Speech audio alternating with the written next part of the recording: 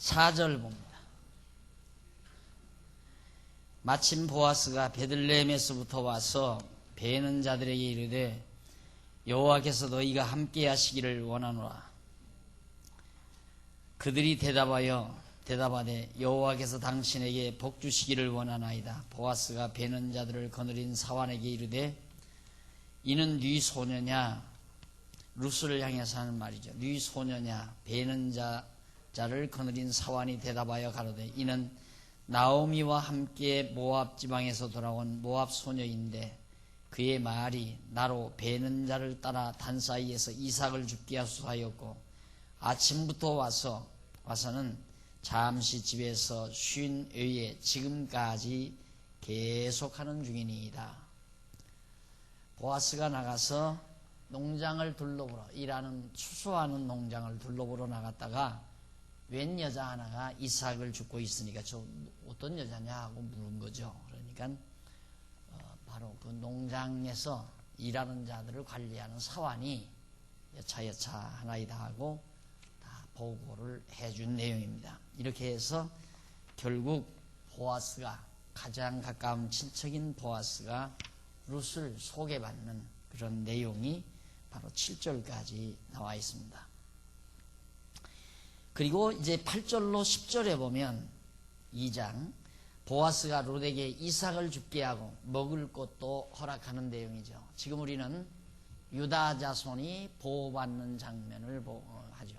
그래서 유다 자손의 보호는 아직 룻이라는 여자가 보호받는 거지만은 여기는 앞으로 이스라엘 왕으로 태어날 유다 자손인 다윗이 보호받는 것과 같은 차원에서 지금 취급이 된 거예요, 그냥. 그래서 하나님은 유다 자손, 즉 이스라엘의 왕으로 출생할 다윗을 보호하기 위해서 지금 룻이 보호를 받는 거죠. 이삭을 주어야 먹고 사는데 이삭 죽을 것이 없으면 어떻게 먹고 살겠어요? 이삭을 죽도록 배려를 해주는데 보아스가 배려를 합니다. 8절 보아스가 룻에게 이르되 내 딸아 들으라. 당장 내 딸이라고 해요. 여기서 내 딸이란 직접 자기가 난 딸이 아니라 친척의 며느리니까, 자기 친척의 며느리니까 바로 딸이라는 그런 호칭을 써서 부르면서 이삭을 주우러 다른 밭으로 가지 말며, 다른 밭에 가서 죽지 말고 여기서 떠나지 말고 나의 소녀들과 함께 있으라. 여기서 함께 머물러라. 그들의 베는 밭을 보고 그들을 따르라. 내가 그 소년들에게 명하여, 앞에 게 소녀가 아니라 소년입니다. 소년들에게 명하여 너를 건드리지 말라 하였느니라. 목이 마르거든 그릇에 가서 소년들의 기러운 것을 마실지니라. 룻이 땅에 엎드려 절하며 그에게 이르되 나는 이방 여인이 어찌 당신이 어찌하여 이방 여인이여늘 당신이 어찌하여 내게 은혜를 베푸시며 나를 돌아보시나이까.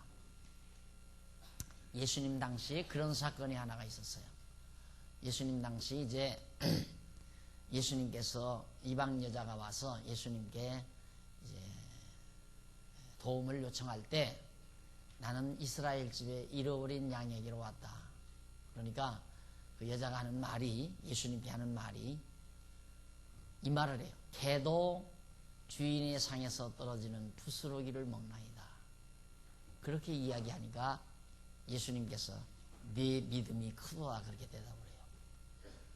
네 믿음이 크도다. 그러니까 개도 주인의 상에서 떨어지는 부스러기를 먹습니다 라는 말은 비유적인 말이거든요. 집에서 기르는 개도 주인이 먹다 남은 부스러기를 먹고 살지 않습니까?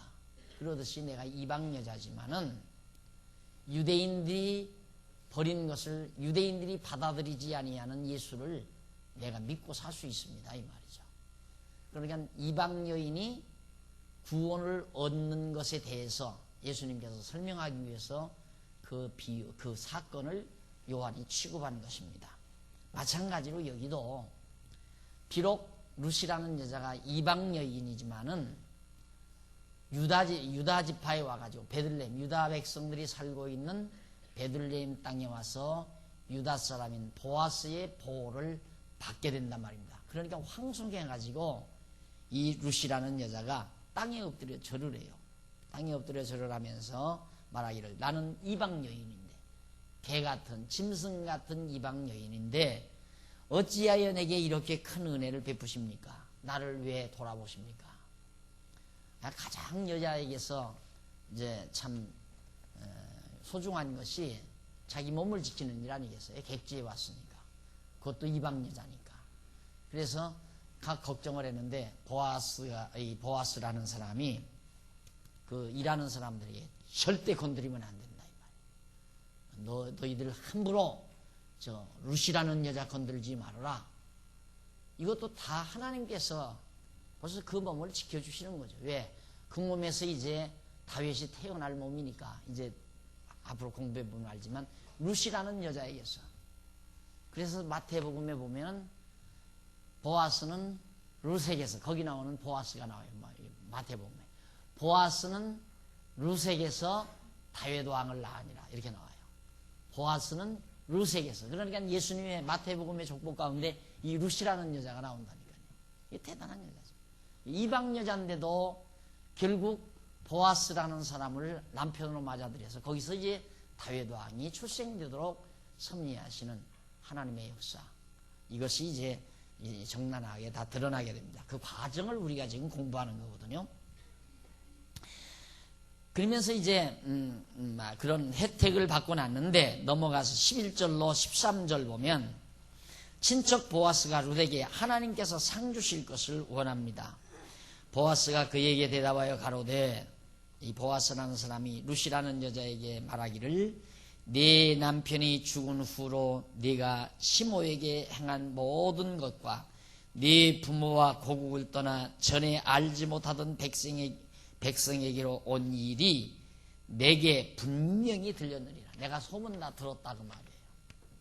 네가 모압 여자로서 내 친척인 엘리멜렉 집안으로 시집을 왔다는데 시아버지도 죽고 남편도 다 죽었는데 엘련과 길련도 다 죽었는데 네가 끝까지 네 시부모를 따라서 시어머니를 따라서 여기까지 왔다는 얘기를 내가 들은 바 있다.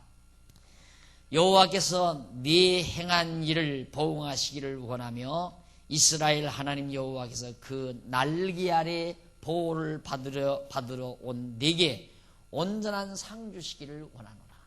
하나님께서 분명히 너에게 귀한 복을, 상을 주시기를 내가 원한다. 룻이 가로되 내 주여 내가 당신께 은혜를 입기 원하나이다. 룻이 당돌하게 말해 당신에게 은혜 있기를 원합니다. 나는 당신의 시녀 하나와 같지 못하오나 당신이 이 시녀를 위로하시고 마음을 기쁘게 하는 말씀을 하셨나이다. 객지에 와서 정말 엄청나게 위로되는 말을 들었잖아요. 그러니까 너무 감동해서 이 룻이라는 여자가 당장 나에게 엄청난, 내가 당신에게 은혜 입기를 원합니다. 당신은 나에게 힘있는, 나를 힘있게 하는 위로의 말씀을 해 주셨습니다 하고 답례하는 인사말이 다 오고 가게 됐습니다. 그리고 나서 14절로 16절 보면 보아스가 룻에게 먹게 하고, 보아스가 룻에게 먹게 하고 소년들에게 도우라고 또 말을 해줘요. 그러니까 날 좀 도와주십시오 하는 말, 은혜 입기를 원합니다 이런 말은 날 도와주십시오 그 말과 같잖아요. 그러니까 아침에 무슨 도시락이라도 싸가지고 갔겠어요. 점심을 먹어야 될 텐데 아무것도 없는데 이 빈손으로 나간 이 룻에게 먹을 거 주어라. 이따 참 먹을 때도 주고 그리고 도와줘라. 도와주라는 말은 이사 거두면서 슬슬 흘리고 다니라 이 말이에요. 주워가도록. 식사할 때 보아스가 룻에게 이르되 이리로 와서 떡을 먹으며 네 떡 조각을 초에 찍으라. 룻이 곡식 빼는 자 곁에 앉으니 그가 볶은 곡식을 주매 룻이 배불리 먹고 남았더라. 음식을, 떡을 초에 찍어 먹었다. 우리 식생활하고는 안 맞는 얘기지만 이게 참 좋은 식성이죠. 식생활이죠. 이 초, 우리들도 음식에 초를 많이 쳐서 먹잖아요. 초를 많이 먹게 되면 피곤을 풀죠. 이 초가 알코올보다도 더 강한 효력을 지니고 있습니다. 일하는 사람들이 자꾸 술을 먹고 일하잖아요. 이제 힘이 나게 하기 위해서. 초도 힘을 돋구는, 입맛을 돋구고 힘을 돋구는 시간입니다.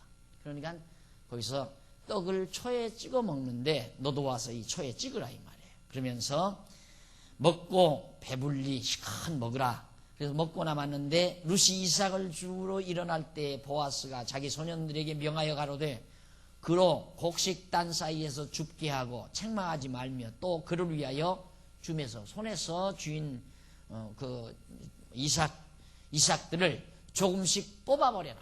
뽑아서 이렇게 버리라 이 말이에요. 참 그냥 단체 주면 얼마나 좋아요. 야, 몇 단 그냥 짊어지고 가라 하면 얼마나 좋아요. 그런데 왜 그러는가? 몇 단 주는 것은 그것은 적선행위예요. 그런데 법대로 흘린 것 죽어가는 건 당당한 법이에요. 권리예요, 그건. 또 흘린 것은 주워가면 안 되고, 흘린 것은 나그네나 죽지 절대 못 주워간다 이 말이에요. 그러니까 농사하면은 나그네 몫이 따로 있고 주인 몫이 따로 있어요. 인색한 주인은 절대 하나도 안 흘리고 걷어들인 게 인색한 주인이고, 인색하지 아니한 주인은 자기 혼자 먹고 살으라고 농사진 게 아니잖아요. 하나님이 법을 줄 때에는 농사 안 지은 사람도 먹을 수 있는 길을 터놓은 것이 이삭 줍기 법이란 말입니다. 그러니까 좀 많이 흘려놔라 그 말이에요. 그렇게 해서 이제 룻으로 하여금 보호를 받도록 하나님께서 섭리하시는 내용이 바로 2장 내용에 지금 계속되고 있는 겁니다. 자, 그 다음 이제 17절로 19절을 보면 룻이 이삭을 주어서 시모에게 드리며 되어진 사실을 다 가서 얘기합니다. 하루 일과 얘기를 다 해주는 거예요. 룻이 밭에서 저녁까지 줍고 그 주운 것을 떠니 보리가 한 에바쯤 되는지라. 그것을 가지고 몇 대박 되는 거지 우리 분량으로는. 그리고 그것을 가지고 성읍에 들어가서 시모에게 주운 것을 보이고 그 배불리 먹고 남긴 것을 내어 시모에게 드리매 시모가 그에게 이르되 오늘 어디서 주었느냐 어디서 일을 하였느냐 너를 돌아본 자에게 복이 있기를 원하노라. 룻이 누구에게서 일한 것을 시모에게 알게 하여 가로되 오늘 일하게 한 사람의 이름은 보아스니이다 라고 가르쳐줘요. 그러니까 가만히 시어머니가 보니까 어디서 떡도 남은 걸 많이 가져갔고 이삭도 저렇게 많이 주울 수가 없는데 상당량을 주워서 가지고 갔단 말입니다. 그러니까 이삭이 한 에바라고 나오죠. 한 에바는 22리터이에요. 22리터. 22리터이면 우리 걸로 그러면 약 2말. 그렇죠? 2말. 10리터이 한 말 아니에요. 2말이 좀 넘는 상당량을 주는 거죠. 며칠 먹잖아요. 2말 가지고. 그러니까 보니까 너 어디서 참 이상 많이 죽었다 이거야. 너 누구에게 은혜를 입었느냐 물으니까 룻이 있다가 하는 말이 보아스라는 사람 그 밭에서 그렇게 내가 주었고 그분에게 은혜를 입었습니다. 시몬은 알 거 아니에요. 보아스가 누구라는 거. 그러니까 20절 시모가 룻에게 보아스를 소개하고 행동을 주의시킵니다. 너 조심해라 이 말이에요. 나오미가 자부에게 자기 며느리 룻에게 이르되 여호와의 복이 그에게 있기를 원하노라. 참되게 은혜 베푼 그 보아스에게 하나님의 은혜가 있기를 원한다. 그가 생존한 자와 사망한 자에게 은혜 베풀기를 그치지 아니하도다. 생존한 자는 자기와 그러니까 나오미와 룻 살아있는 자죠. 사망한 자는 엘리멜렉 모압 땅에 가서 죽은 자기 남편. 그게 친척간이니까 살았을 때도 은혜를 베풀더니만 죽어서도 여전히 그 사람은 살아있는 죽은 자에게도 베풀고 살아있는 우리에게도 베푸는 자다 하면서 나오미가 또 그에게 이르되 그 사람은 우리의 근족이니 가까운 친척이다 이 말이에요. 그 사람이 굉장히 가까운 친척이니 우리 기업을 물을 자 중 하나이니라. 자, 여기 룻이라는 여자, 이 루시라는 여자, 나오미죠. 나오미가 베들레헴에서 자기 땅덩어리가 있을 거 아니에요. 자기 기업, 집도 있고 자기 재산도 있고. 유대인들의, 이스라엘 백성들의 재산이라고 하는 것은 우리처럼 팔고 사가지고 뭐 어디 몰리는 대로 싹 몰리고 그 다음 없는 사람은 다 없어져 버리고. 예를 들면 내가 어렵게 되니까 땅을 팔았다. 내가 200평 땅을 가지고 있는데 200평 땅을 팔았어요. 팔았는데 망해가지고 그 다음 땅을 더 못 차지하게 되니까 땅 몰리는 사람에게는 막 수십만 평씩 몰리고 없는 사람 하나도 없잖아요. 우리 자본주의라는 게. 근데 성경의 자본주의는 그런 자본주의가 아니에요. 땅을 팔아도 한계가 있어요. 몇 년도 되면 그냥 무조건 다 도로 돌아오는 거예요. 그러니까 한계 지어서 파는 거예요. 50년, 50년. 아니면 이제 7년이면 7년. 그게 이제 바로 이제 전부 희년이라고 해가지고 다 팔았던 것이 다 다시 돌아오는. 남의 집에 종살이로 팔렸더라도 그 희년이 되면 다시 다 원상복귀 돼요. 그러니까 다시 이제 골고루 또 살게 되죠. 이 얼마나 멋있는 법입니까? 예. 말만 들으면 내 마음대로 국회의원도 다 세우고 내가 대통령 만들면 난 그렇게 당장 만들어 있어요. 예. 그래야 살잖아요. 얼마나 멋있는 법이에요. 얼마나 잘된 법이냐 말입니다. 그러니까 이제 요즘에 토지 공개념이라는 말 불러일으키잖아요. 토지 공개념. 토지 공개념은 땅은 다 공동의 것이다. 이런 얘기인데 이 똑같은 얘기죠. 같은 말이나 비슷한 거예요. 같은 거. 한 번 팔으면 영 못 찾는 게 아니라 아버지가 팔아먹었어도 아들 때 돌아와서 다시 그냥 아버지가 팔아먹었던 땅이 다 내 앞으로 다 다시 돌아오는 거예요. 그런 식으로 전부 해놓았기 때문에 이걸 누군가가 이들의 땅덩어리, 이 기업을 여자들이니까 죽어버리면 끝나잖아요. 누군가가 이 기업을 이을 자를 생산해 줄 어떤 혈통이 필요하다 이 말이에요. 근데 그 혈통은 어디에서 취하느냐면 가장 가까운 친족에게서 취한다. 같은 유대인으로서 친족은 가장 가까울 거 아니에요, 혈통. 그러니까 거기에서 이제 혈족을 취해가지고 거기서 낳는 아들이 이 기업을 계속 유지 발전해 가는 거예요. 그러니까 나오미가 지금 그걸 말하는 거예요. 고친족 근족이기 때문에 우리 기업을 물을 자다 이 말이에요. 우리가 지금 가지고 있는, 우리 남편이 가지고 있었던 땅덩어리 재산 그 사람이다. 이제 그 사람이 묻는다면 그 사람이 가져간단 말이 아니에요.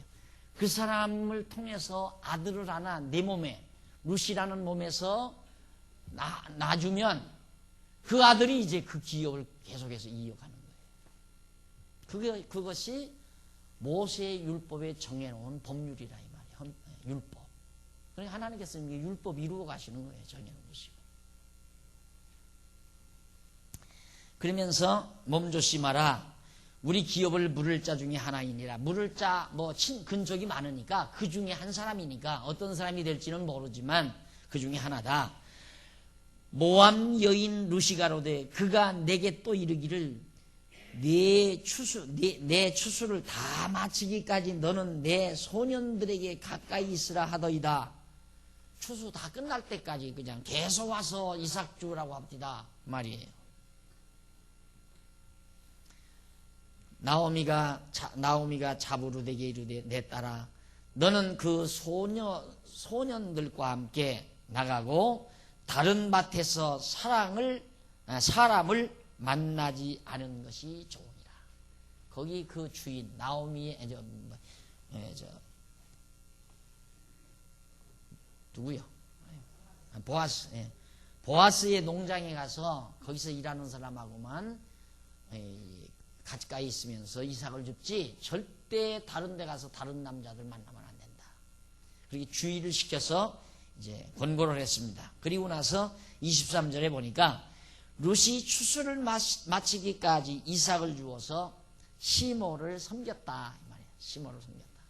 그러니까 이건 아주 하나님께서 당신의 작정된 섭리를 이루어가는 과정에서 며느리 룻이 시모 나오미를 섬기는 일은 그 작정된 섭리를 이끌어가는 일 중에 가장 작은 한 일에 불과한 거라 말입니다. 부분적인 것에 불과한 거라 이 말이에요. 그런데 그런 사건을 가지고 전체를 말해서 되게 되자 그 말이에요. 안 되는 거죠. 마치 코끼리 장님 보는 것처럼. 코끼리가 코끼리 장님 본다. 왜 근데 안 웃어요? 코끼리 장님 보다 하니까. 쏘갔죠? 안 쏘갔어요? 안 쏘갔는데도 안 웃었어요? 장님이 코끼리 보는 거죠. 눈 감은 장님이 코끼리를 만져보고 일부분만 만진 거죠. 꼬리 만진 사람은 일부분만 만졌잖아요. 일부분만 만진 귀에, 야, 코끼리는 구렁이 같더라. 꼬리 만지니까 구렁이 같잖아요. 무슨 소리냐? 코끼리는 막 구렁이 같아. 하고 우겨대는 거나, 내일 모레 며칠 있으면 이제 어버이날 이것 입고, 루시, 시부모에게 잘해서 복받고 잘 살았습니다. 왕 될 사람도 낳았고 황후도 되지 않았습니까? 여러분, 시부모에게 잘하십시오. 이거나 장님 코끼리 꼬리 만진 거나 똑같은 얘기라 이 말이에요. 그러니까 목적은 지금 효성 시부모에, 우리 여기 나이 드신 분들에는 기분 나쁘겠지만, 그렇다고 며느리들을 들어 지금 효도 안 해도 된다 그 말 아니에요. 여기는 그런 거 가르치는 곳이 아니니까 그건 집에서 시어머니들이 며느리 불러다 놓고 인연하고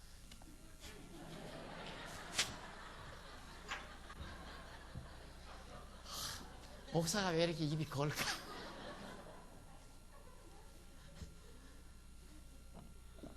집에서 어른들이 시키는 거지. 이 교회 예배당 강단에서 뭐 시어머니 효도나 효성이나 하고 그런 거 가르치는 강단이 아니잖아요. 교회는. 그러니까 여기는 하나님 여호와를 가리키는 곳이죠. 여호와 하나님을 가리키는 곳. 그러니까 하나님께서 이처럼 분명히 유다 자손을 보호하기 위해서 그까지 정말 룻으로 하여금 보아스의 밭에서 추수할 때까지 이삭을 거둬다가 시어머니 나오미를 거둘도록 돕도록 그렇게 했던 사건이 바로 2장 마지막 절까지 나옵니다. 자, 분명히 보호받았죠? 그 어려운 중에 하나님께서 잘 보호했잖아요. 좋은 사람 만나서, 근종 만나서 먹을 것도 하나도 없는 나오미 집안이, 룻이라는 여자도 굶어 죽죠. 잘못하면 객지에 갔다 돌아와가지고 이제 친정집에 온 거죠. 사실상 아무것도 없는데 좋은 근종 만나가지고 도움을 받아서 이삭 잘 주고 수입 많고, 솔직히 하루에 두 말 이상씩 죽는다는 건 수입이 괜찮은 거예요. 이래서 무사하게 그 고비를 넘기도록 하나님께서 보호해 주십니다. 그 다음 이제 3장에서 4장까지는 다윗의 출생 과정입니다. 결국 다윗 왕이 출생 과정이에요. 자, 그러니까 이 성경 개론이 얼마나 정확하게 의미 분석으로 잘 돼 있는가. 자, 여러분, 의미 분석과 내용 분석이 어떻게 다른가 내가 간단하게 또 한번 설명해 드릴게요. 만약의 경우 이 룻기를 갖다가 우리는 다윗 왕의 출생 이렇게 보지 않았어요. 다윗 왕의 출생 이렇게 봤는데, 아마 일반적으로 어떤 사람들은 이게 내용 분해를 하게 되면 룻이라는 여자의 축복 이렇게 말할 수도 있죠. 룻이라는 여자가 받은 축복, 이렇게 룻기를 갖다가 설명할 수 있다. 대지로 정할 수 있다 이 말이에요. 안 틀렸잖아요. 틀림없이 보면 이방 여자, 형편없는 여자 룻이라는 여자가 유다 집안에 시집 와가지고 엄청난 복을 받았잖아요. 내용적으로 볼 때. 그러니까 룻이라는 여자의 축복, 이렇게 내용을 주제를 정해도 내용상으로는 하자가 없다고 말이에요. 그게 내용분의 내용이에요. 그런데 그걸 의미적으로 분석해서 제목을 정하니까 엉뚱한 대목이 나오잖아요. 다윗 왕의 출생. 어떻게 룻기를 다윗 왕의 출생으로 볼 수가 있는가? 다윗이란 말은 제일 끝머리에 가서 단 한 번 딱 나와요. 다윗이 낳으니라. 요거 딱 하나 나온다 이 말이에요. 그러니까 눈이 다르다니까. 어떻게 보느냐, 그 눈이 다르다 이 말이에요. 그래서 내용 분해와 의미 분석 분해는 전혀 다르다. 그래서 여러분들이 지금 이제 강문집을 가지고 공부하시지만은 과거에는 이제 성경 개론 가지고 의미 분석 성경 개론을 가지고 공부했잖아요. 그 의미분석 성경개론이라는 게 대단한 책이에요, 여러분. 내가 쓰고 대단하다니까 참 얼굴이 간지럽지만은 남들이 안 하니까 나라도 해야지 뭐. 대단한 책이 진짜 대단한 책이에요. 이거. 그래서 여기도 보면 이제 소재로 들어가서도 다윗의 출생 준비, 어떻게 이게 다윗의 출생 준비의 1장과 2장이 다윗의 출생이 아니라 이건 내용분해로 보면 엘리멜렉 가문의 시련 이렇게 볼 수 있죠. 엘리멜렉 가문의 시련. 정확하잖아요. 엘리멜렉이 흉년을 만나서 피난 갔다가 다 망해가지고 돌아왔다. 틀림없잖아요. 돌아와서 이삭이나 주워 먹고 사는 거짓 신세가 돼버렸다. 그러니까 엘리멜렉 가문의 시련. 내용적으로 볼 때 틀림없이 정확하게 맞는 대목이죠. 그런데 왜 1장과 2장을 다윗의 출생 준비라고 그렇게 볼 수 있나? 1장과 2장 속에 다윗이라는 말 한마디 없어요. 지금까지 우리 봤지만 한마디 없잖아요. 근데 왜 그렇게 제목을 정했느냐? 그 의미 분석을 하다 보니까 그렇게 나온다 이 말이에요. 그리고 지금 3장과 4장 오늘 지금 계속해서 공부할 내용인데 다윗의 출생 과정, 이게 어떻게 다윗의 출생 과정이에요? 아직 출생이라는 건 제일 끝에 가서 나오는데 이건 바로 룻의 축복 과정, 이렇게 나오면 틀림없죠. 룻이 복을 받는 과정이니까, 복을 누리는 과정이니까 이게 룻의 축복 과정. 이래야 설교거리가 많잖아요. 맞잖아요. 설교거리가, 일반적인 설교거리는. 그런데 이걸 갖다가 다윗의 출생 준비, 이제 출생 과정, 준비됐으니까 이제 출생을 해야 하는 과정이 있어야 되잖아요. 이래서 아주 이 성경 의미 분석이라는 것이 대단한 내용이라는 걸 다시 한번 강조드립니다. 자, 출생 과정인데 출생하는 과정에서 3장에 넘어가니까 양쪽 가로 1번 유다 기업을 요청하는 내용이 나와요. 유다 기업을 요청한다. 기업을 요청한다. 자, 이게 이제 나오미와 룻이 가지고 있는 재산, 이 기업이 바로 이제 이들의 기업 아닙니까? 이걸 이어갈 수 있는 요청을 하는 거예요. 쉽게 말하면. 그러니까 이걸 이어가려면 이 아들이 하나 나와야 되잖아요. 아들이 하나 나와야. 그래야 계속해서 여자들만 있어가지고 그냥 여자 죽어버리면 끝나니까 아들이 나와야 또 장가 가면 또 계속해서 아들을 생산하니까. 그래서 이제 기업을 물을 자를 요청을 한다. 기업을 요청한다 하는 말이 3장에 나와요. 3장에 나오는데 3장 1절로 4절에 보면 나오미가 자부 룻에게 보아스에게 행할 일을 지시를 합니다. 나오미가 시어머니는 이제 유대인 여자니까 다 알잖아요. 이럴 경우 가문에 남자가 하나도 없고 며느리만 있을 경우 이걸 어떻게 처리해야 되느냐? 그건 두말할 것 없이 가까운 친족 중에서 분명히 씨를 하나 받아들이는, 씨를 받아야 되는 거란 말입니다. 쉬운 말로. 그러니까 그걸 알기 때문에 우리 도덕적으로 생각하면 흉측한 말이죠. 어떻게 수자라는 며느리한테 이런 망령된 말을 할 수 있어요? 무슨 말이냐면, 읽고 합시다, 읽고. 1절. 룻스 시모 나오미가 그에게 이르되 내 딸아 내가 너를 위하여 안식할 곳을 구하여 너로 복되게 하여야 하지 않겠느냐, 널 시집 보내야 하지 않겠느냐 이 말이에요. 네가 함께하던 시녀들을 둔 보아스는 우리의 친족이 아니냐. 그가 오늘 밤에 타작마당에서 보리를 까불리라.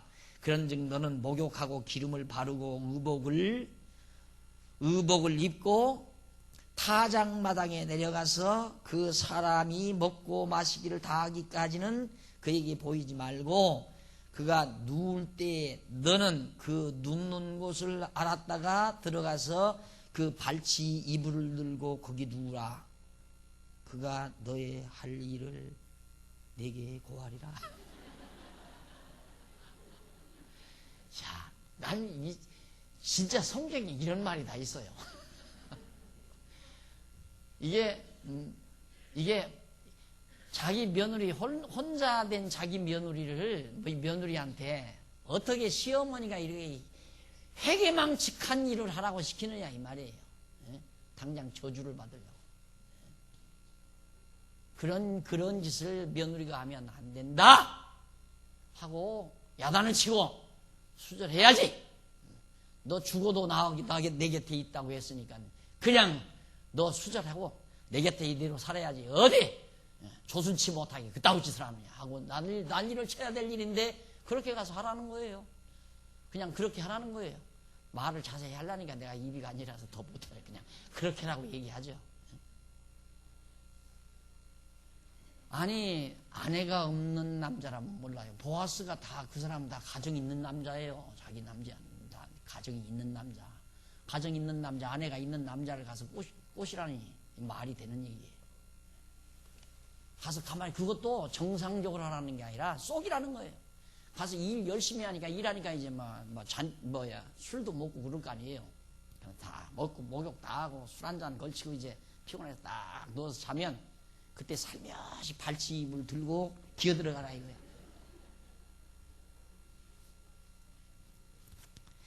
참 다윗왕이 꼭 그런 방법으로 태어나야 돼요? 기왕이면 고대광실 큰 집에서 당당하게 본처에 안에서 떳떳하게 왕자답게 탁 왕관을 쓸 만큼 아주 우람하게 그렇게 큰 소리 왕 소리치면서 호함치면서 태어나게 좀 하시지. 어떻게 이렇게 치사하게. 예수님도 그러잖아요. 예수님 날 때도 보세요. 예수님 날 때도. 기왕이면 좀 떳떳하게 잘난 남자한테 시집가가지고 잘난 남자 밑에서 그렇듯하게 처다들도 떡 태어나서 근사하게 자라났으면야 유대인들이 안 죽였죠. 그런데 저 이름도 없는 저 나사렛촌 목수이라는 어떤 이름도 없는 사람, 그 사람하고 연애하던 서로 얘기 오고 가던 그런 교제하고 있었던 처녀 마리아의 몸이 이상하게 배가지고 그것도 이상하게 또 베들레헴까지 가가지고 하필이면 말구유야. 여관방이라도 하나님 주시면 안 돼? 그렇게 하나님이 섭리하는 이유가 망할 자 망하게 하려고 한다. 이 말이야. 망할 자 망하게. 유대인 망하게 하려고 그런 거라. 이 말이야. 유대인이 만약에 헤롯궁에서 태어났다고 보십시오. 그 당시 헤롯 왕이 왕궁에서 딱 태어나서 이사야가 예언한 하나님의 아들 메시아다 했다면 유대인들 다 믿었죠. 그런데 형편없는 요셉의 약혼자나 다름없죠. 처녀 마리아의 몸에 태어나서 마리아의 몸에 잉태돼가지고 그것도 제대로 집에서만 태어나서 또 몰라. 하필이면 말구에 천하게 태어난 그런 예수가 하나님의 아들 메시아라니까 누가 믿어요? 유대인들이 기분 나빠서도 안 믿죠.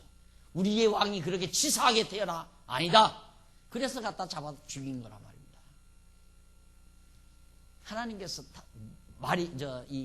다윗도 장차 이스라엘 왕이 될 다윗도 호화롭게 태어나게 하시잖아요. 하나님께서 이렇게 처참하게 정말 비열하게 형편없이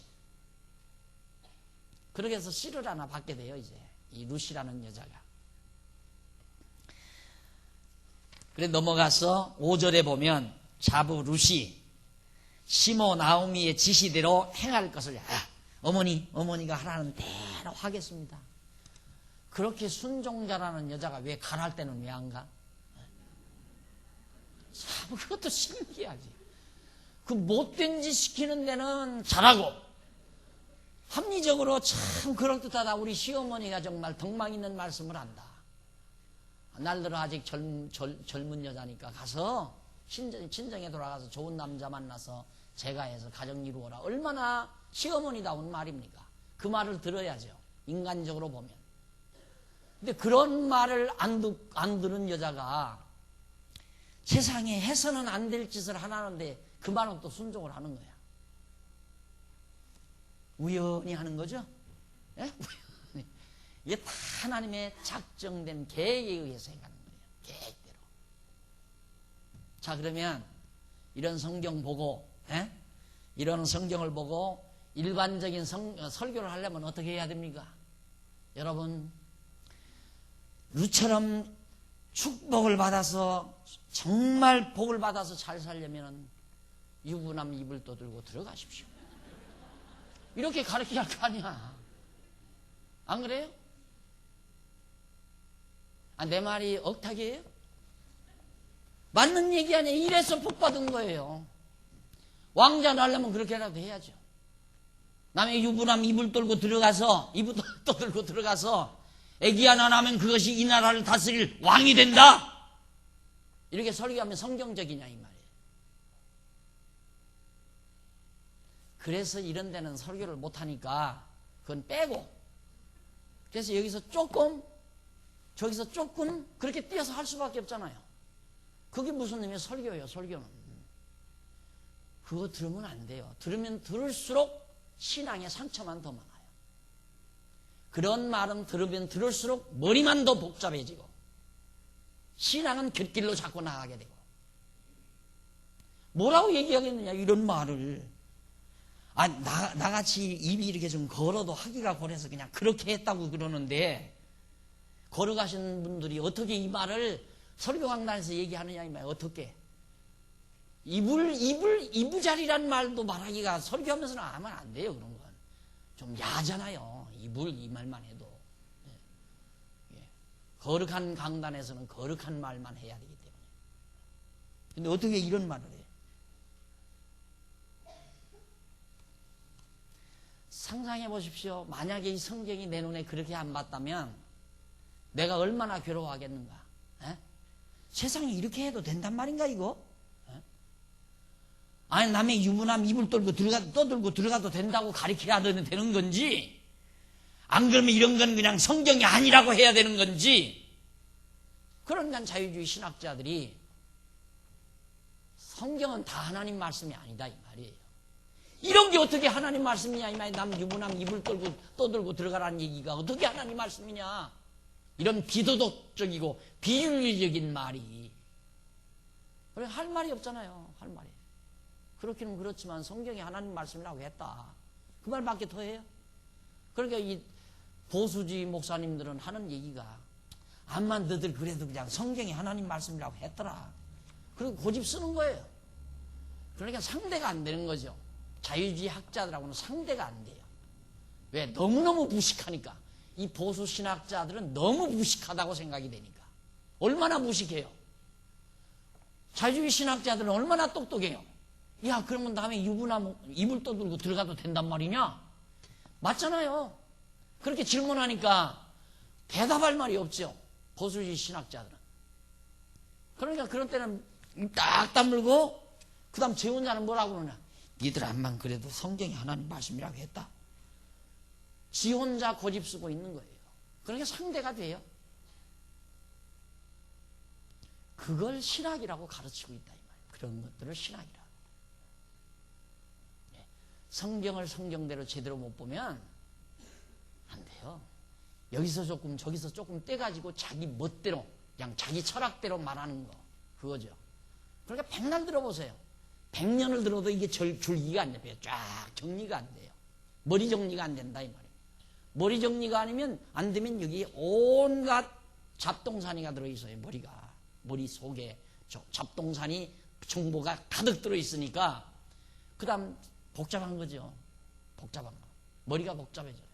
어떤 사건이 하나 딱 일어나면 착착착착 정리돼가지고 머리가 깨끗하게 착 정리되면 딱 마음의 평안, 머리가 깨끗해지면서 마음의 평안이 딱 와지지만, 잡동사니만 가득 들어있으니까 누구한테 돈 100만원만 띄어도 1년이고 2년이고 그놈의 것 때문에 가슴앓이가 계속 생각만 나면 부엌할 생각이 자꾸만 나고, 내 돈 100만원 떼먹고 도망가는 그 왕주 아줌마 때문에. 그래서 병 나는 거 아니에요. 마음의 평안이 없어요. 개돈 띄고 몸 상한 여자분들이 얼마나 많은데요. 요즘에는 이제 개가 그렇게 많이 흥행하지 않지만 20, 30년 전만 해도 개돈 띄고 망한 여자들 많아요. 그러니까 수심이 가득한 여자는 틀림없이 개돈 찢는 여자야.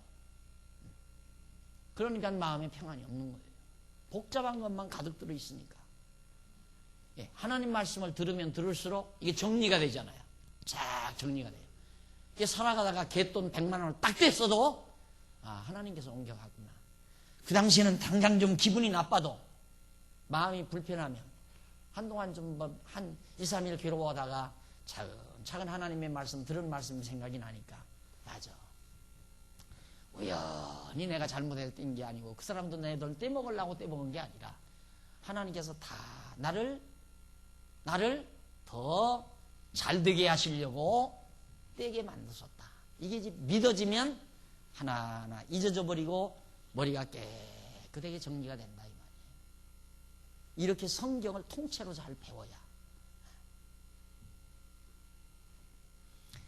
자, 그러니까 하나님께서 시어머니가 며느리에게 그런 못된 짓을 우리들의 생각대로 그런 못된 짓을 하라고 하는데도 하겠습니다 하고 단단히 순종을 해요. 그리고 나서 3장 6절로 9절 모압 여인 룻이 보아스에게 기업을 물을 것을 요청을 합니다.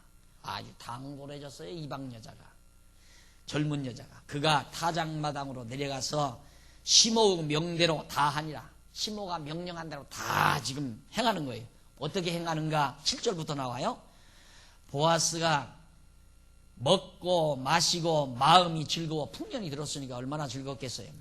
다 곡식가리가 그득하고 즐거워서 가서 노젓가리 곁에 눕는지라. 노젓가리 보리를 다 가져와서 잔뜩 싸놓고 그 옆에다. 거기 뭐 그런 데는 뭐 지금까지 우리처럼 아파트 짓고 사는 때가 아니니까 텐트 하나 치면 집 되는 거 아니? 텐트 딱 하나 치면 노젓가리 옆에다가 딱 음악을 쳐놓고 그래서 아주 기분 좋게 잠이 드는 거예요. 보아스가. 그러니까 룻이 가만히 가서 그 발치 이불을 들고 거기 누웠더라. 밤중에 그 사람이 보아스가 왜 숨죽여요? 왜 숨죽이냐고요? 이런 게 다 있다니까 성경에. 세상. 밤중에 그 사람이 놀랄 수밖에 없지요. 놀라 몸을 돌이켜 본즉 한 여인이 자기 발치에 누웠는지라. 가로되 네가 누구뇨? 놀라가지고 대답하되 나는 당신의 시녀 룻이오니 당신의 옷자락으로 시녀를 덮으소서. 당신은 우리 기업을 물을 자가 됨이니이다. 당신이 옷자락으로 날 덮어주십시오. 당신이 우리 기업을 물을 자입니다. 이 말이에요. 그러니까 씨앗을 하나 주십시오. 그 말이에요. 쉽게 보았어요. 그게 율법에 보장된 거예요. 율법에. 모세 율법에 보장된 얘기예요. 그대로 율법대로 그렇게 해달라 이 말이에요. 그러니까 10절로 보면 10절에서부터 13절에 보아스가 룻의 기업 물을 요청해 쾌히 허락하며 맹세를 합니다. 좋다 해주마 했는데 가로되 내 딸아 여호와께서 내게 복 주시기를 원하노라. 네가 빈부를 물론하고 연소한 자를 좇지 아니하였으니 너의 베푼 인애가 처음보다 나중이 더하도다. 야, 너 어떻게 하면 젊은 남자를 원치 않고 이렇게 늙어가는 나를 원했느냐. 참 너 복되도다. 이러면서 또 얘기를 해요. 그러면서 내 딸아 두려워 말라. 내가 네 말대로 내게 다 행하리라. 네가 현숙한 여자인 줄 나의 성읍 백성이 다 알고 있다. 참으로 나는 네 기업을 물을 자나. 여기서 조건이 하나 있어요. 그게 뭐냐면 내가 네 기업을 물을 수 있는 자격을 내가 가지고 있기는 하지만 물을 자가 나보다 더 가까운 친족이 있다. 나보다도 그러니까 룻의 시아버지 엘리멜렉과 더 가까운 친족이 있다. 그러니까 율법대로라면 더 가까운 친족이 선착순이에요. 누구든지 더 가까운 친족이. 그럼 만약에 우리나라에서 우리처럼 이렇게 딸만 셋 낳았다. 그러면 배를 잇기 위해서 이렇게 해도 되나? 이렇게 해도 되냐고요. 아마 당장 우리 교회에서 박 목사 삼태기로 다 막내자고 할 거예요. 저런 흉측한 목사를 어떻게 우리가 두고 사느냐. 성경인데 나 성경대로 했는데 왜 그러냐고 그러면 어떻게 대답할래요 여러분? 아이고 저 박 목사 저럴 모양이네 지금. 여러분, 그러니까 성경이 여러분, 우리의 도덕관념 가지고 성경이 이해가 안 가는 책이에요. 도덕하고는 거리가 먼 거라니까요. 도덕은 우리 인간들이 살아가면서 만들어내는 거예요. 그 문화권에서, 그 상황 속에서, 그 민도의 수준 따라 우리 인간 사회 속에서 자연스럽게 만들어진 그거의 도덕인데, 하나님의 계시와 그게 어떻게 통할 수 있느냐 이 말이에요. 전혀 다른 거죠. 그래서 우리 성경에는 그걸 건덕적 차원에서 취급해요. 건덕 차원에서. 건덕 차원은 바로 아무리 내가 제사 음식을 먹어도 나는 괜찮다 이거예요. 예를 들어서 나는 술 한잔 해도 괜찮다. 괜찮은데 내가 술을 한잔 하는 거, 박 목사가 술을 한잔 하는 것을 어느 세리교인이 보고 그거에 납득이 안 가가지고 시험에 들 바에는 평생 술 한잔을 안 하겠다 이거예요. 바울도 그 말이에요. 바울 자기가 고기 먹어도 된다 이거예요. 난 고기 먹을 수 있다. 그런데 내가 고기를 먹음으로 누가 만약에 실족한다면 내가 평생 고기를 먹지 않고 채소만 먹겠다. 그게 건덕이라 해요. 그게 건덕은 사랑의 차원에서 사랑을 기초로 해서 이루어지는 거예요. 절대 남에게 상처 주는 일은 건덕을 못 세우는 일이에요. 자기 믿음 좋다고 자만만 떨지 말고 어린 자에게 상처 줘도 안 되고 신앙이 지금 자라나는 자에게 상처 주는 건 내가 건덕을 지키지 내가 사랑이 부족해서 못하는 거라 이 말입니다. 그걸 우리는 건덕이라고 하는 거예요. 그런데 도덕이라고 하는 것은 객관적인 룰로 딱 만들어 놓고 사람들을 모두가 다 그 틀 속에다가 집어넣는 거예요. 이렇게 살아라 이거예요. 이렇게 살아라. 그러나 건덕은 내가 어린 영혼을 사랑하는 사랑의 힘에서 나오는 거예요.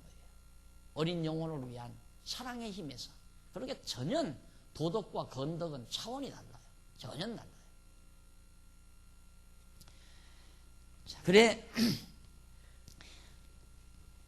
기업을 물을 것을 좀 그렇게 요청을 하니까 보아스가 나보다 더 가까운 친족이 있다. 그러니 이 밤에 여기서 친족이 있으니 이 밤에 여기서 물으라. 아침에 그가 기업 물을 자의 책임을 이 밤에 여기서 머무르라. 여기서 그대로 머물러라. 이 밤은 그냥 왔으니까 그대로 머물고 그 다음 아침에 그가 기업 물을 자의 책임을 내게 이행하려 하면 좋으니 그가 그 기업 물을 자의 책임을 행할 것입니다. 만일 그가 기업 물을 자의 책임을 내게 행하고자 아니하면 여호와의 사심으로 맹세하노니 내가 기업 물을 자의 책임을 내게 행하리라. 아침까지 누울지니라. 그냥 내일 아침 일어날 때까지, 내일 아침 해 뜰 때까지 그냥 여기서 누워 자라 이 말이에요. 그리고 내일 만일에 가장 나보다 더 가까운 친족이 너에게 아들을 하나 낳을 수 있도록 허락해 주면 그 사람을 통해서 네가 기업 물으면 되는 거고, 만약에 그 사람이 그러기를 싫어하면 내가 너에게 물어주겠다. 내가 책임져 주겠다 이 말이에요. 그렇게 해서 허락을 받았어요. 요청대로. 그런 다음 넘어가서 3장 14절로 18절까지 루시 보아스의 선대를 받고 돌아와 시모에게 보고를 합니다. 루시 새벽까지 그 발치에 누웠다가 사람이 피차 알아보기 어려울 때에 일어났으니 보아스의 말에 여인이 타작마당에 들어온 것을 사람이 알지 못하여야 할 것이라 하였습니다. 보아스가 가로되 네 겉옷을 가져다가 펴서 다시 루시 14절부터 루시 새벽까지 그 발치에 누웠다가 사람이 피차 알아보기 어려울 때에 일어났으니 오두고두할 때. 왜? 대낮에 보면 야, 저 여자 이상하다 이렇게 되니까. 안 그래요? 그러니까 몰래 하는 거예요. 몰래. 비밀리에. 네. 일어났으니 보아스의 말에 여인이 타작마당에 들어온 것을 사람이 알지 못하여 할 것이라. 야, 너 여기 들어온 것을 사람들이 알면 내 입장 곤란해진다 이 말이에요. 그러니까 오두고두할 때 가라. 보아스가 15절 보아스가 가로되 내 겉옷을 가져다가 펴서 잡으라. 펴서 잡으니 보리를 6번 되어 그릇에 이어주고 성으로 들어가라. 루시 시모에게 이르니 들어가니라. 룻이 시모에게 이르니 그가 가로되 내 딸아 어떻게 되었느냐. 룻이 그 사람 후 자기에게 행한 일을 다 고한다. 아침에 일어나서 룻이 나오려고 하니까 너 겉옷 벗어서 펴라. 피니까 보아스가 자기 곡식 푹 퍼서 거기다가 써서 그걸 묶어가지고 이고 가라. 시모에게 가라. 가서 기다리라 이 말이에요. 그렇게 해서 온 거예요. 오니까 이제 나옴이라는 시어머니는 궁금하지요. 자기 며느리를 그렇게 시켜놨으니까 이 일이 어떻게 진행이 될 건지 궁금하던 차에 며느리가 떡 돌아오니까 어떻게 됐느냐고 물은 거예요. 물으니까 하는 말이 가로되 그가 내게 이 보리를 6번 되어주며 이르기를 빈손으로 내 시모에게 가지 말라 하더이다. 가득 들고 가라. 이에 시모가 가로되 내 딸아 이 사건이 어떻게 되는 것을 알기까지 가만히 앉아있으라. 너 서둘지 말라 이 말이야. 가만히 앉아있으라. 사람들은 자기가 막 바삐 서두르면 무슨 일이 되는 줄 알아요. 이게 따지고 보면 우리 인간은 내가 늘 강조하잖아요.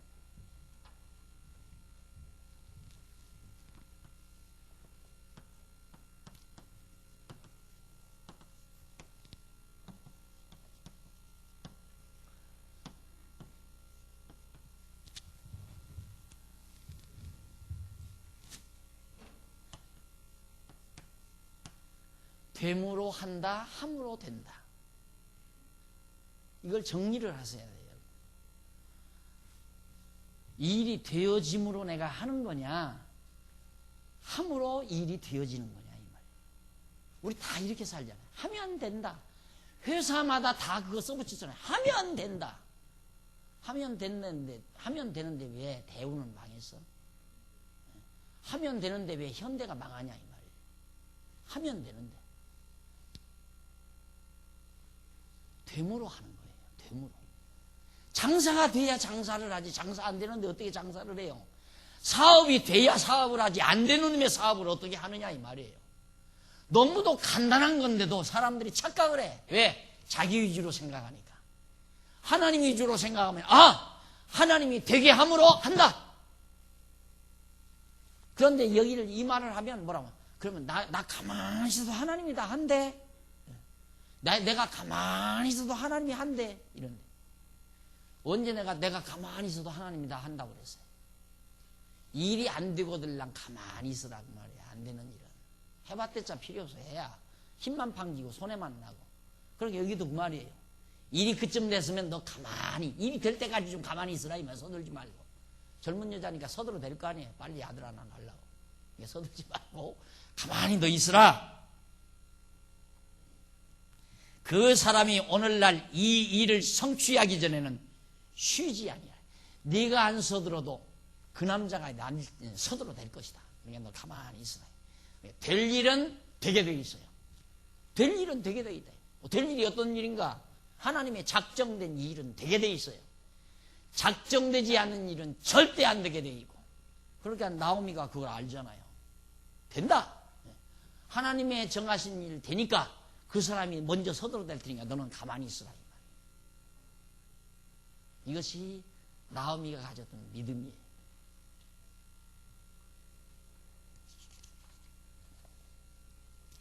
자, 이래서 이제 4장에 넘어갑니다. 4장에 넘어가 보면 1678페이지 양쪽 가로 2번 유다 기업의 계승입니다.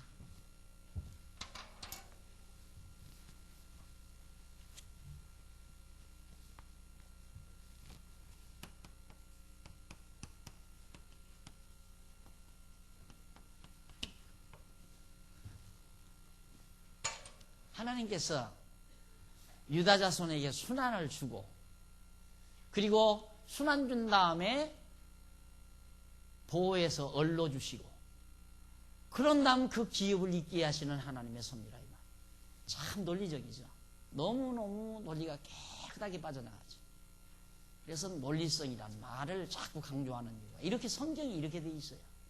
의미적으로 분석을 하게 되면 의미를 분석하게 됩니다. 그러니까 언제나 책을 볼 때 누구든지 내용을 보면 안 돼요. 내용이라고 하는 것은 의미를 담은 거란 말입니다. 의미를 담은 그릇. 책 본다는 게 그리 쉽지 않은 이유가 뭐냐면 더더군다나 그냥 소설도 그러잖아요. 소설도 읽을 줄 모르는 사람은 그 뭐 소설 속에 나오는 언어라든가 뭐 분위기라든가 그 어떤 그 줄거리 그것만 자꾸 얻어들이는 거죠. 그러나 정말 소설책을 보는 사람은 이 작가가 왜 이런 내용의 소설을 썼을까? 그 작가의 의도를 파악하는 거죠. 작가가 뭔가 이 시대에 던지고자 하는 메시지가 있어요.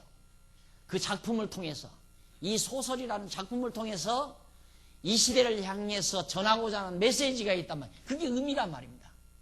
그 의미를 파악해서 보는 것이 옳게 소설책을 보는 거죠. 문학소설도 마찬가지고.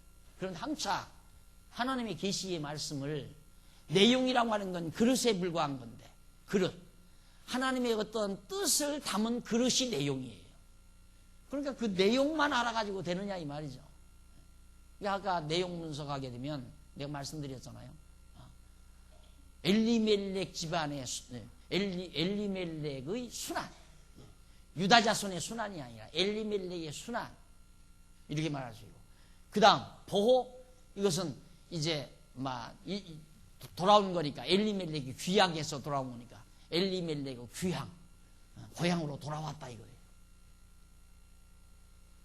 그런 식으로 내용 분해를 할 수 있죠. 그런데 그 의미를 보니까 그게 아니라 하나님께서 유다 자손에게 순환을 주어서 유다 자손 보호해가지고 유다 기업을 계승시켜가지고 이 집안에서 이 기업이 계승돼서 결국 다윗 왕을 출생케 하시려는 그런 의도가, 바로 하나님의 의도가 이 룻기라고 하는 내용의 그릇 속에 담겨져 있다.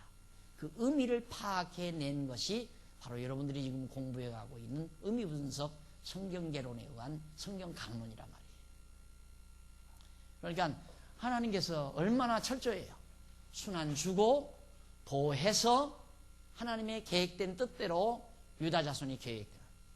분명히 여기 모세 이전 쭉 올라가서 아브라함 또 올라가죠. 아브라함. 그 다음 이제 이삭, 야곱. 야곱에게서 이제 유다가 나오네요. 유다에게서 왕 세운다고 말씀했죠. 야곱을 통해서. 유다 내 자손에게서 왕의 홀이 떠나지 않는다. 왕의 홀이 유다에게서 끊임없이 계속된다. 그렇게 언약했으니까 유다 자손을 하나님이 순환만 주고 보호 안 하고 계승 안 해준다면 하나님께서 이미 야곱을 통해서 말씀한 이 언약이 여기서 그냥 차단돼버리고 끝나는 거예요. 하나님은 언약으로 끝나는 거예요. 이루지 않고. 그러면 하나님은 거짓말쟁이가 되는 거고 신실하지 않은 거고, 신실하지 않으신 하나님은 오늘 사는 나에게 믿음을 줄 수가 없고, 믿음을 안 주시면 나는 안 믿는 자가 되는 거고, 그렇게 되는 거 아니에요?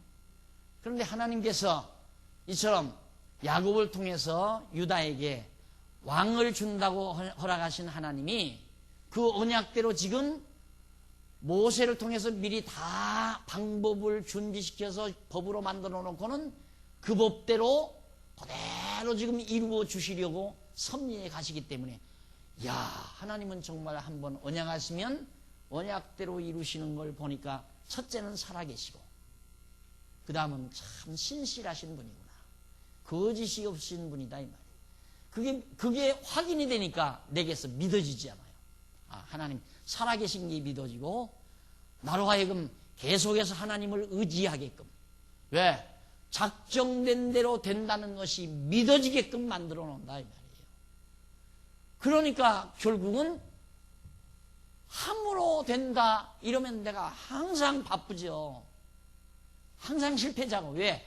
안 되는 일 하다 보면 망하잖아요. 안 되는 일 하다 보면. 그러니까 결국 안 되는 일이 많아지고 되는 일 하면 되게 돼 있어요. 성공하는 거고. 그러니까 어차피 우리는 하나님 믿고 살면 성공밖에 할 일이 없잖아요. 성공밖에. 되는 일 하니까 다 성공하는 거죠. 안 되는 일은 안 하는 거예요. 안 되는 일은 안 한다 이 말이에요. 성도대학도 안 되면 안 한다고 그러잖아요. 진짜 안 해요. 나는. 교회도 안 되면 안 해요. 안 되는데 내가 왜 해요? 하나님이 되게 하니까 하는 거지. 뭐나 그렇죠. 가정살림도 그렇고 사업도 그렇고 모든 만사가 다 하나님이 되게 하심으로, 되게 해서 됨으로 우리가 해나간다 이 말이에요. 그게 믿음으로 살아가는 삶이고, 안 되는 일을 욕심대로 자기 욕심대로 하려고 애씀으로 되는 줄 알고 하다가 보니까 여기서 안 된다 이 말이에요. 그러니까 만날 실패에 우는 거죠. 실패, 좌절, 절망. 일생에 실패 두서너 번 하고 나면요 자살해요. 아, 나는 더럽게 팔자가 없는 놈이다 하고. 이렇게 실패 거듭하면 안 돼요.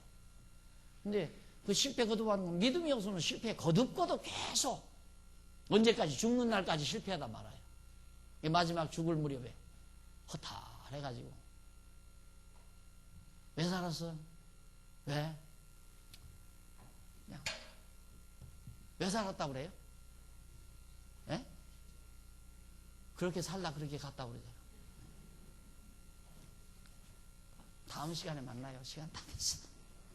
다음 시간에 4장 같이 하기로 하고 오늘 강의 여기서 멈춥시다. 기도하십시다.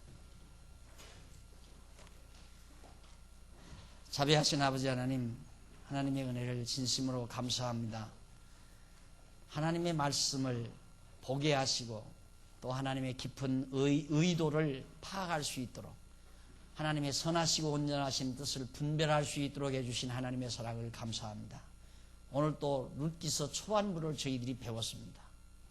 모든 만사 하나님의 정하신 뜻대로 이루어져가는 사실을 우리들이 확인하고 이 진리에 의해서 우리의 머리도 정돈되고 우리의 신앙도 정돈되고 나아가서 우리의 삶도 정돈이 되도록 함께해 주시옵소서. 이 선한 일에 동참했습니다. 연보했습니다. 귀한 연보 소중하게 결실 맺게 하시옵소서. 예수님의 이름으로 기도드립니다. 아멘.